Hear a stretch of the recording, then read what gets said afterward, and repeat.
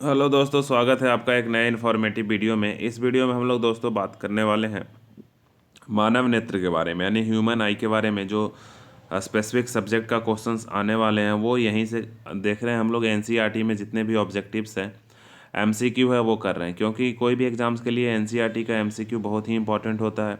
और ये तो खैर एनबीएस का एग्ज़ाम है, नवोदय विद्यालय का, तो यहाँ तो एनसीईआरटी से एग्ज़ाम में क्वेश्चंस आने वाले हैं ही। तो देखिए क्वेश्चंस कह रहा है, और हर एक क्वेश्चंस के साथ साथ मैं अब थ्योरी भी बता देता हूँ आपको, ताकि आपको कोई कन्फ्यूजन्स ना हो।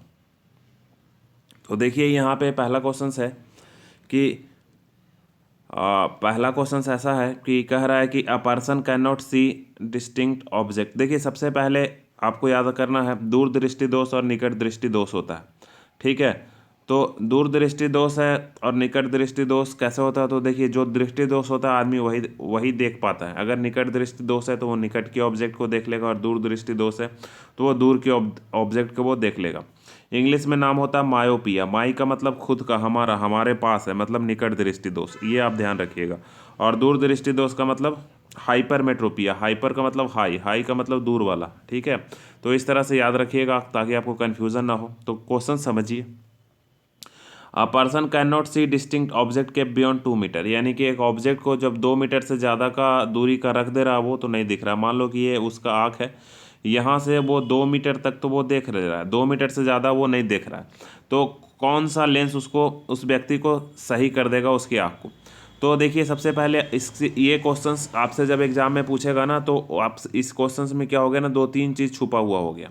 सबसे पहले कि वो 2 मीटर के बायोंड इधर नहीं देख पा रहा है, मतलब 2 मीटर तक वो देख ले रहा है, मतलब निकट की वस्तु को देख ले रहा है, मतलब उसको निकट दृष्टि दोष है, ठीक है। निकट की वस्तु को देख ले रहा है, निकट दृष्टि दोष है, मतलब उसको कौन सा बीमारी हुआ? मायोपिया। तो मायोपिया जब हुआ है तो वो निकट की वस्तु दो देख ले रहा है। अब मान लो ये आँख है और ये उसका रेटिना है, लेकिन जब इनफानाइट से ऑब्जेक्ट आ रहा है ना, तो क्या हो रहा है कि वो उसका वो मतलब निकट दृष्टि दोष हुआ, मतलब उसका फोकस छोटा हो गया, सीधा सा आप समझ लीजिए बात को। तो मतलब फोकस छोटा हो गया तो ये रेटिना पे इमेज ना बन के फोकस से, ये रेटिना यहाँ पे है तो रेटिना से आगे इमेज बन जाएगा। तो एक ऐसा यहाँ पे लेंस लगाना पड़ेगा जो इमेज को यहाँ से नहीं यहाँ बना दे। तो मतलब ये वाला लेंस हम इसमें क्या लगा देंगे? अवतल लेंस लगा देंगे। ये क्या करेगा, यहाँ पे जो रे आ रहा होगा उसको ऊपर करके भेजेगा, ऊपर से भेजेगा तो ये आगे जाके बनेगा। ये जो यहाँ पे लाइन आ रहा होगा इसको थोड़ा इधर मोड़ देगा, फिर ये ऐसे जाएगा, तो मतलब ये ठीक हो जाएगा, ठीक है। तो इस केस में और पूछ सकता है आपसे कि मायोपिया जब होता है निकट दृष्टि दोष, तो इमेज रेटिना से कहाँ बनती है? आगे बन जाता है, ठीक है। कोई दिक्कत है तो बोलिए। और इस केस में ये वाला लेंस ना थोड़ा मोटा हो जाता है, मोटा होने से फोकस कम हो जाता है, ठीक है। और जब पतला होगा तो फोकस दूरी बढ़ जाएगा। जैसे ये सर्कल यहाँ पे क्या है, मोटा है क्योंकि रेडियस इसका कम है, और एक बहुत बड़ा सर्कल बनाएंगे तो रेडियस हम बढ़ाते जाएंगे तो वो पतला होते जाएगा, ठीक है। तो इस केस में हम ये वाला लगाएंगे, तो ये वाला लगाएंगे तो इसका फोकस किधर होगा? इधर होगा दोस्तों। और इसका फोकस क्या होता है? निगेटिव होता है, पावर भी निगेटिव होता है। तो या तो ये वाला आंसर सही होगा, नहीं तो ये वाला आंसर सही होगा। कोई कन्फ्यूजन है यहाँ तक तो बोलिए।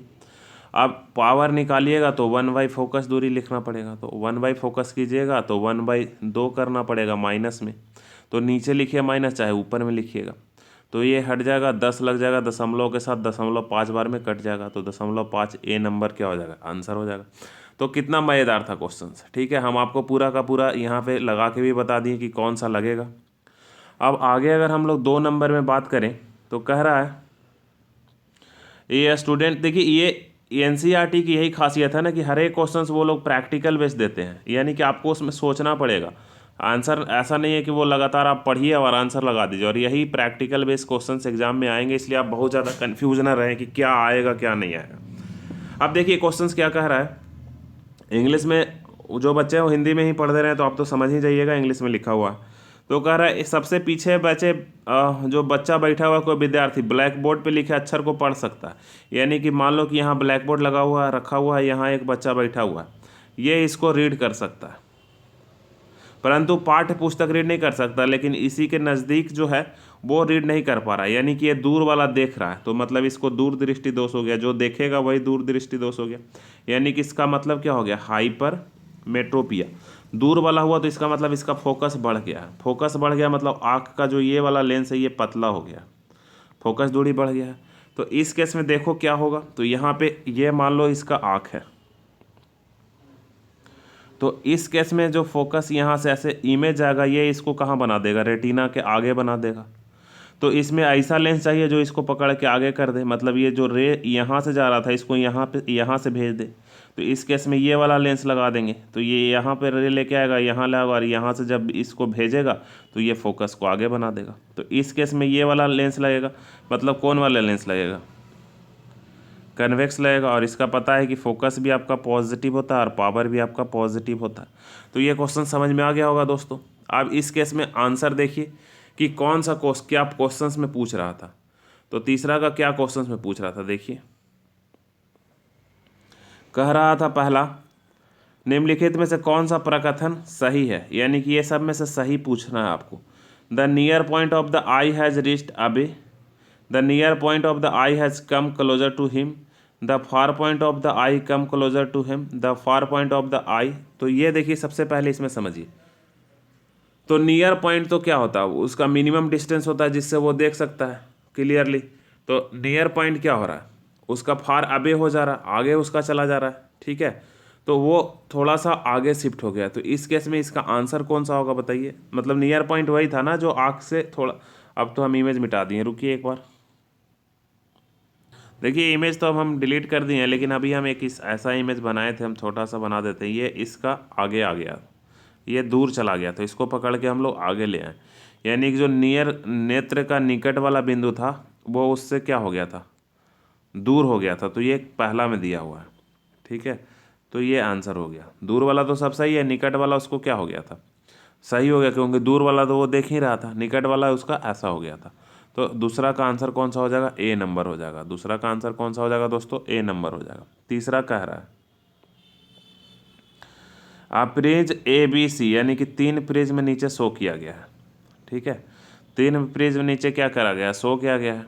तो आगे क्या कह रहा है इसमें से देखिए, क्वेश्चंस को रीड करना पड़ेगा। यहाँ पे कह रहा है एक रे इस पे आ रहा है, जैसा कि आपको फिगर में दिख रहा होगा, इस तरह से एक प्रिज्म है। देखिए मैं यहाँ पे समझा देता हूँ। Incident in which the following case are disperse the third colour from the top is sky blue, ठीक है। तो आपको पता होगा विवग्योर बैनियल पियलाना, ठीक है, विवग्योर आपको पता है। तो विवग्योर में आपको बताना है कि ऊपर से जो तीसरा रंग हो, ऊपर से जो तीसरा कलर हो वो क्या हो, ऊपर से तीसरा, यानी कि पहला दूसरा तीसरा कलर जो हो वो कौन सा हो, और ब्लू हो, मतलब स्काई ब्लू टाइप का हो। तो इस पे एक रेड कलर जाता है, तो सबसे आगे कौन निकलता है, रेड निकल जाता है, और सबसे लेट से कौन निकलता है, भी निकलता है। तो VIB विवग्योर नीचे से ऊपर ऐसा लिखा हुआ होता है, ठीक है। तो ये आपको कन्फ्यूज़न नहीं ना है। आप ध्यान दीजिए कि ये जब लाइट यहाँ जाता है तो ये एंगल जो उसी के बगल वाले से ये बाहर निकलता है। ये जब आप याद रखिएगा तभी आपको कन्फ्यूज़न एग्ज़ाम में नहीं होगा, ठीक है। तो यहाँ से विवग्योर का कंसेप्ट जब हम लोग देखेंगे तो आइए अब हम लोग एक एक करके बात करते हैं।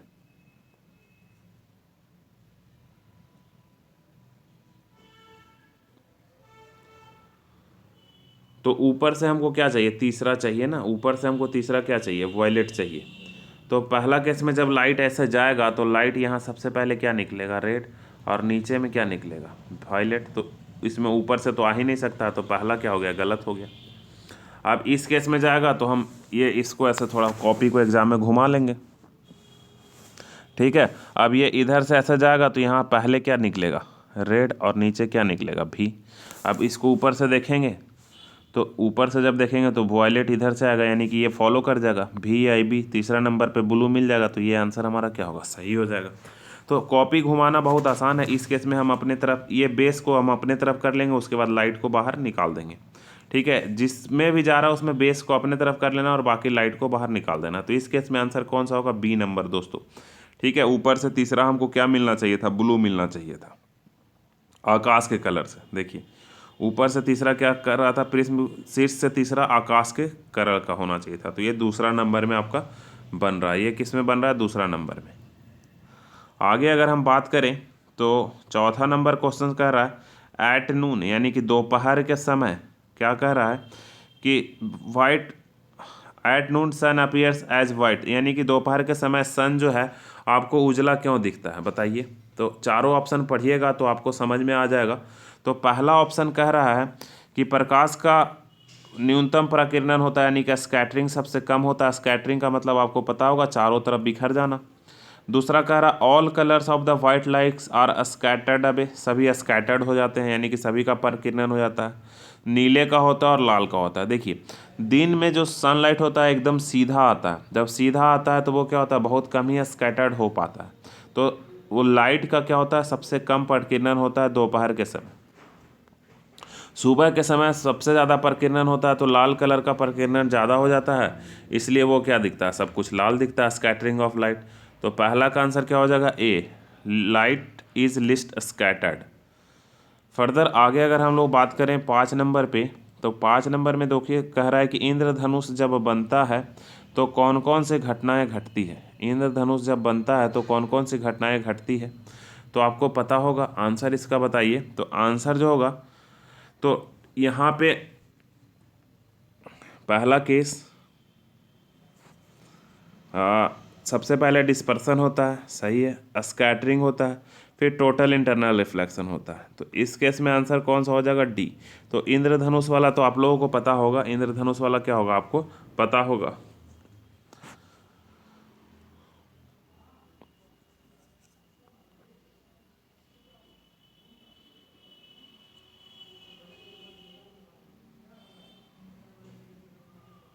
ट्विंकल स्टार में जो है, स्टार में सॉरी, तारे टिमटिमाने का मेन कारण क्या होता है, तो आप पता होता है प्रकाश का क्या होता है, बताइए। तो तारे टिमटिमाने का जो मेन कारण होता है वो प्रकाश का मतलब प्रकाश का अपवर्तन। अब डिफरेंट लेयर जो होता है ना, डिफरेंट रिफ्रैक्टिव इंडेक्स होता है, तो उसके कारण उसका रिफ्रैक्शन यानी कि अपवर्तन की वजह से। तो ठीक है, तो इस ये वाला कौन सा ऑप्शन में दिया हुआ, refraction of light by different layer. ठीक है, डिफरेंट लेयर के कारण जो रिफ्रैक्शन होता है, तो उसका आंसर कौन सा हो जाएगा दोस्तों, बी नंबर। पाँचवा का बी आपका एग्जैक्टली आंसर सही है। इसके बाद 6 नंबर में अगर हम लोग बात करें, सॉरी 6 का क्या था, बी नंबर आंसर सही था। 7 का बात करें कि the colour sky appears blue because, स्वच्छ आकाश का रंग नीला प्रतीत होता है, ऐसा क्यों होता है, ये आपको बताना है। तो पहला क्वेश्चन पहला है कि blue light gets absorbed by the atmosphere, blue प्रकाश का एब्जॉर्बेशन हो जाता है। अल्ट्रा वायलेट जो किरण है उसको एटमॉस्फेयर क्या है, अवशोषित कर लेती है। नीला प्रकाश का अवशोषण हो जाता है, परावैंगनिक प्रकाश का अवशोषण हो जाता है।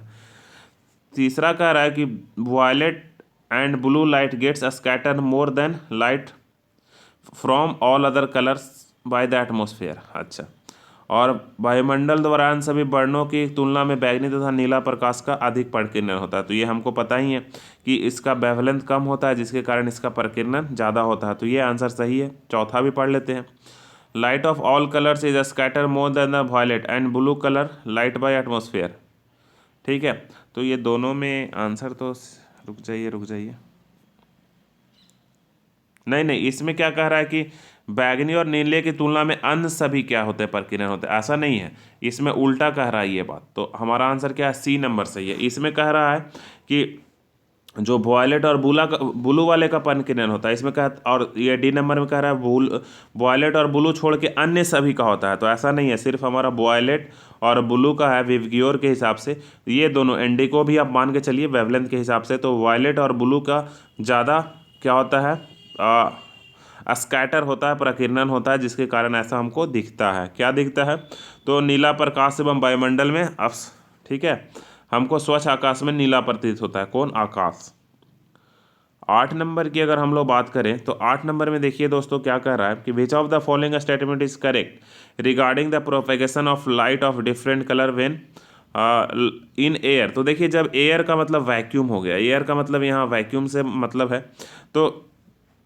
तो जब वाइट में जब चलता है वहाँ पे, तो देखिए वैक्यूम में जब कोई चलता है, तो जब कोई भी मीडियम यहाँ पे नहीं रहेगा, तो हर एक लाइट का स्पीड क्या होता है, सेम ही होता है। हर एक लाइट का स्पीड क्या होता है, सेम ही होता है। वहाँ पे रिफ्रैक्टिव इंडेक्स अप्रॉक्सीमेटली 1 होता है।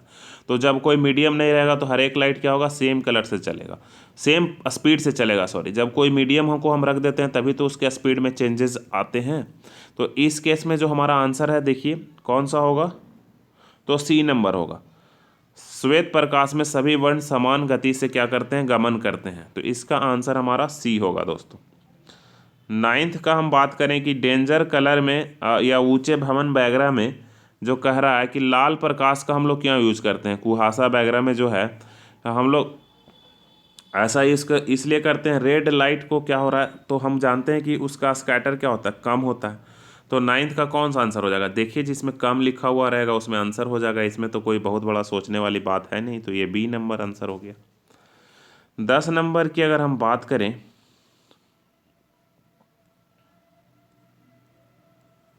ये एनसीईआरटी से सारे क्वेश्चन है, आप एनसीईआरटी खुद ही डाउनलोड कर सकते हैं, ऐसा नहीं है। वेबसाइट पे आप एनसीईआरटी डालिएगा लिख के तो ये सब आ जाएगा, वहाँ पे जितना भी एनसीईआरटी के बुक है सब उस टैब में बना हुआ है, तो वहाँ से आप खुद से भी डाउनलोड कर सकते हैं। लेकिन ये थोड़ा सा डिस्कशन हो जाता है, तो आपको क्या होता है, फ़ायदा थोड़ा वहाँ पे हो जाता है डिस्कशन एक बार देख लेने से, नहीं तो आप ऐसे पढ़ने में क्या करते हैं, ज़्यादा समझ नहीं पाइएगा। Which of the following phenomenon contribute significantly to the reddish appearance of the sun.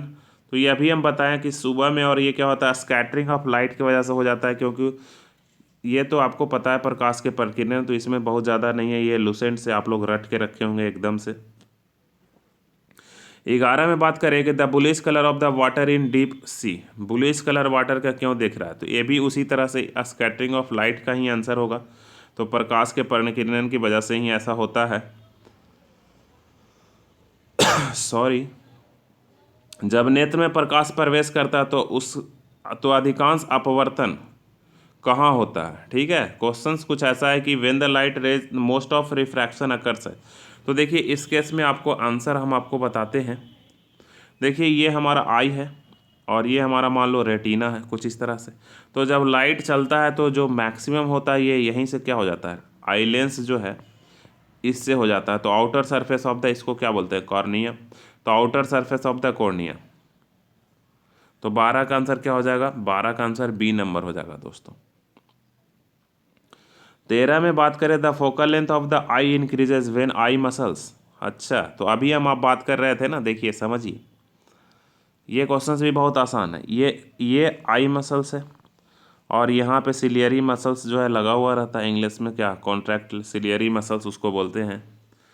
तो ये जो रिलैक्स मसल्स या सिलियरी मसल्स जो भी है, इंग्लिश हम देख लीजिए, आप समझ लीजिए, शिथिल होती है या जो भी होती है, नेत्र पेशियाँ हिंदी में इसी को बोलते हैं। और ये ऐसा है, तो देखिए जब ये इस पर दबाव देगा, ठीक है, इस पर प्रेशर लगाएगा तो ये ऐसा बन जाएगा, ठीक। और जब ये इसको रिलैक्स करेगा तो छोड़ देगा तो ये पतला बन जाएगा। तो क्या क्वेश्चन कर रहा है, the focal length of the I is increased, ठीक है, वो उसको बढ़ाना है। तो जब वो रिलैक्स करेगा मतलब इसको छोड़ देगा तो ये ऐसा हो जाएगा, इस पर जब प्रेशर लगाएगा तो ये ऐसा हो जाएगा।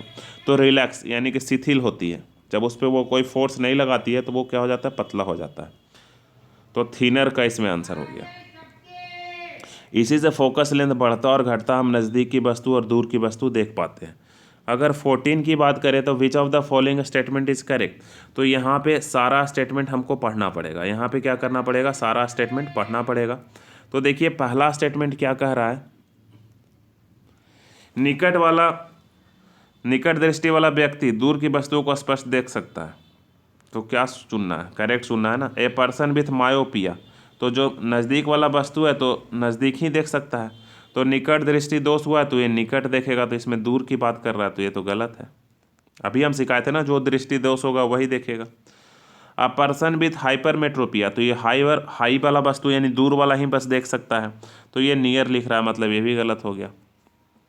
दीर्घ दृष्टि दोष है तो ये दूर वाला वस्तु देखेगा, तो इसमें पास लिख दे रहा है, तो दोस्तों गलत हो गया। निकट वाला व्यक्ति पास की वस्तु देख सकता है, हाँ तो ये बिल्कुल सही है, निकट वाला व्यक्ति मायोपिया नियर का देख सकता है। इसमें दोनों नहीं देख सकता है तो ये और गलत हो गया। तो सी नंबर आंसर सही है। हम उम्मीद करते हैं कि आप समझ गए होंगे। अब यहाँ से शॉर्ट आंसर टाइप है यानी कि MCQ टाइप आपका ख़त्म हो गया होगा। ये हमारा लेक्चर अब देख रहे हैं, इसके बाद फिर से नेक्स्ट लेक्चर जो आएगा वो इलेक्ट्रिसिटी पे बेस्ड क्वेश्चंस होगा। तो इस वीडियो में इतना ही दोस्तों, तब तक के लिए धन्यवाद। फिर हम मिलते हैं आपके नए वीडियो में।